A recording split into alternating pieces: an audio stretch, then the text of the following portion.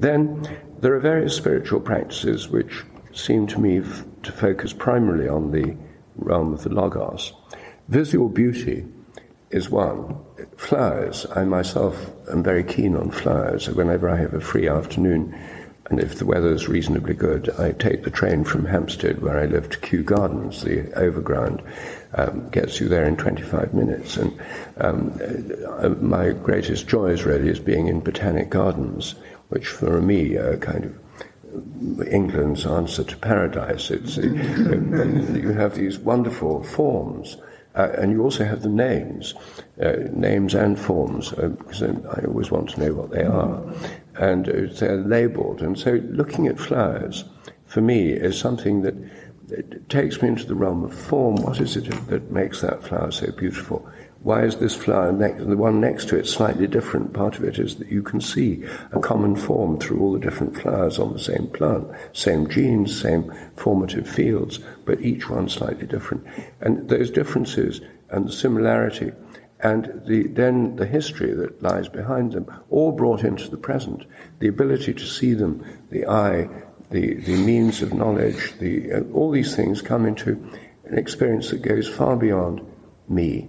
And the beauty of the flowers, it seems so gratuitous. I mean, I've tried to think, why are flowers so beautiful? They're primarily beautiful because they attract insects, according to Darwinian evolution. Insects have tiny brains, and it seems to go so far beyond the call of duty, the beauty of flowers. You can do experiments with bees, and simple cardboard cutout flowers work perfectly well to attract bees to a pollen source. There's this gratuitous beauty that's revealed in flowers. And in the beauty of animals, the peacock's tail, the butterfly's wings, and the natural world, the beauty of landscapes, the beauty of trees and leaves. And then in the human realm, the beauty of architectural form, the beauty of art, architecture, painting. All these forms of beauty involve us being knowers, seeing that which is known, name and form, and appreciating that name and form. Of course, they won't work without us as the knower, but the emphasis there is primarily on the name and form aspect, rather than the movement aspect, as in the spirit. The flower doesn't, of course, it moves slowly, it grows, it opens, and speeded up films show them opening, but it's not primarily about movement, it's about another kind of spiritual dimension. Related to that is another practice relating to plants. I'm particularly keen on plants. I started out as a botanist. I've always been interested in plants. And for many people, plants are a way of connecting with the greater reality within which we live. Flowers have a beauty which is far too much for their biological function. Flowers evolved to attract insects, but it's a tremendous excess of beauty compared with the amount of color and scent you need to attract the average bee or butterfly. And it's a real mystery. Why is there so much beauty in the world? And flowers, which evolved, as Charles Darwin pointed out, so that eyes could see them. There could have been no flower before there was an eye to see it, Darwin said, are a kind of interaction between the plant and the animal world. But flowers have been around for well over 60 million years.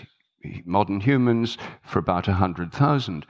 They didn't evolve because we like looking at flowers. They mainly evolved because insects are attracted to flowers.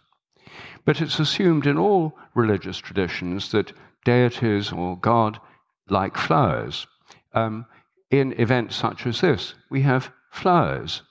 If you go to any English village church, you'll see in the porch the flower arrangement rota, who's going to do the flowers on Sunday. In Buddhist temples, people offer lotuses and other flowers. Hindu temples, there are malas, necklaces of marigolds and other flowers. So flowers are, for many people, an almost unconscious way into a realm of beauty and something that transcends our mundane concerns. Through gardening, through houseplants, through cut flowers. These are billion-dollar industries. And it's important to, I think, just become aware of what's happening when we look at flowers. I look at flowers every day, and for me, they're a kind of sustenance for a kind of direct connection with the natural world and the mystery of beauty.